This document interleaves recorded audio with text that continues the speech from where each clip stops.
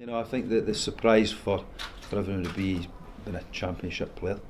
But when you look back at it, and I think that John McGinn was into the squad and playing as a championship player who's now went on to big things in the Premier League in England. So it shows that no matter the level, if you're doing the right things and you're playing well, which Lawrence is doing, scoring goals, then the opportunity should be there. How pleasing is it for you at Dundee United to have one of your players doing so well and getting the call up? Yeah, look, we're delighted, absolutely delighted. When we brought Lawrence here in the summer, we wanted to try and continue his development.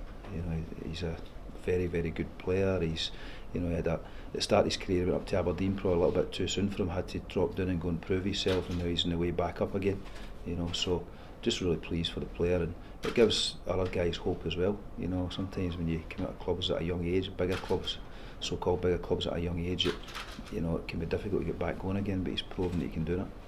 I was just saying from there, he's an example to others in the Championship, at other clubs, this club, that if you do your job well enough, you can progress and get international call-ups. Yeah, look, Dundee United historically have had a lot of good young players, given the opportunity, the fans get behind them, and we've managed to do that again. And I think that we've got Lawrence here for hopefully a number of years, and he can show the fans and be a real hero for them, because he's a very, very good player, very humble, very down to earth, and I think there's still a lot of development in him as well. And obviously, he was becoming more and more high profile the more goals he scores, but this will put him even more in the forefront. Does that worry you at all in terms of other clubs coming in and looking at him and wanting to perhaps bring him in January? No, look, it's part of football. They're not in a situation where we have to sell players. We know the priority for the club this season is getting promoted. We all know that, the chairman knows that, the fans know that. So I'd be very, very surprised if anything happened in January. I wouldn't expect it to happen. There'll be interest in him, there's no doubt in that, but Lawrence signed a 3-year deal when he came here, so there's no issues from that side of it. How vital a part is he to your promotion campaign this season? Yeah, I think he's a big part, but I think there's other players there as well that are huge parts of it as well. With Paul McMahon, who scored 2 and set up 2 on Saturday. You get Chalmers, a young boy coming on who's developing as well, getting the opportunity. But we've a number of good players here, and although Lawrence is getting applauded, it's rightly so for the goals he scored. There's a lot of very, very good players here that have supported him through it, and I'm sure he'll be the first one to say that. Has there been any interest so far from other clubs in him? No, there's still whatever it is, 3-4 months before the window. What will happen is hopefully he'll continue to do well, and then middle of December it will start kicking off again. It'll go right through January, and then the 1st of February it'll be quiet again for a couple of months. We are not in a position where we need to sell. We don't want to sell.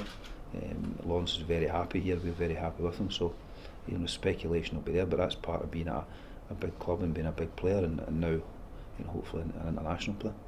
In terms of Lawrence's international call-up, when you were speaking to him about bringing him to the club, was that something that you ever discussed with me, thinking that Dundee United could be a platform to make the international? When I spoke to him over the summer, I said it would be a platform. I hoped we could develop him again. We could continue the development he's had it here, and push it forward and give him an environment where he can be, playing in front of 8, 9, hopefully 10,000 people every week, and TV games, people coming to watch him.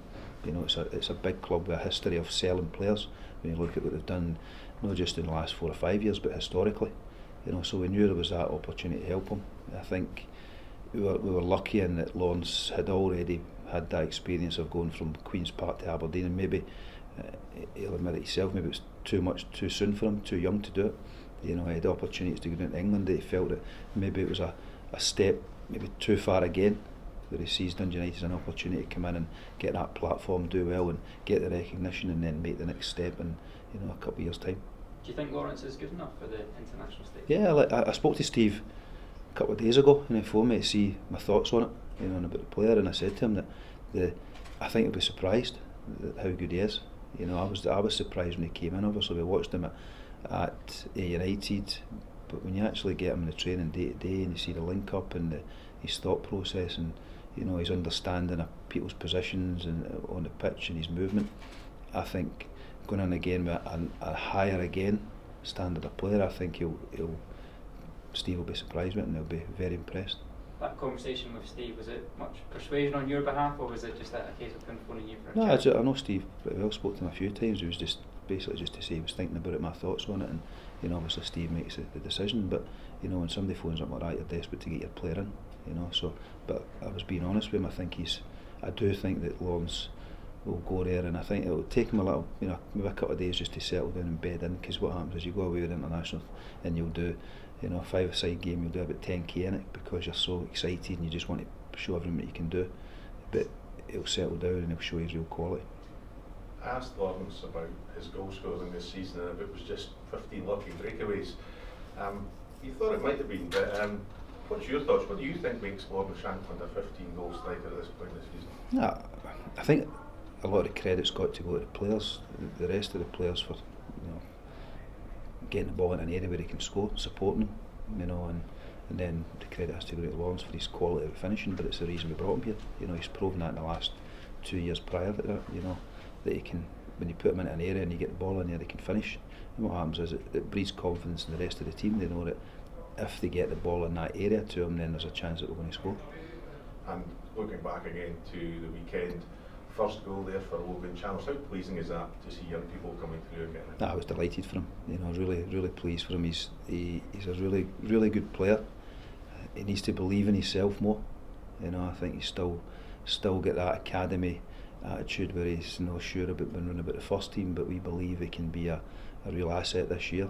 He's not going to play 20-30 games. He's going to be 15 minutes here, 20 minutes there. He's maybe going to get the odd start, but we know that when he comes on the pitch, he can impact it, and he's proven that so far this season with the brief appearances he's had.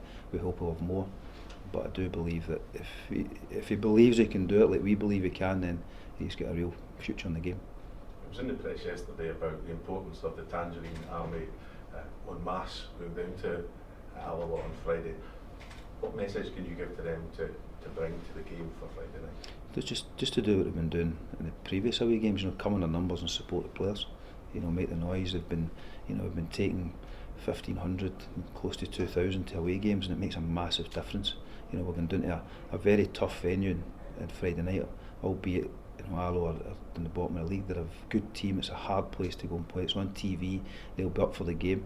We have to go down and win, and if we can get the 3 points, it puts pressure on everyone else on the Saturday, and we need the fans to do it, continue to do it. And I know it can be hard for them because it's a 7:05 kick-off on a Friday night. There's guys that are going to have to miss some of their work or shoot away from work early, but the support it gives is massive, and it helps the players and it helps the club. Some players missing from the squad: Nicky Clark, Jamie Robson, Mark Conley. What's the position with their injuries, and what's the sort of time span that they're likely to be in?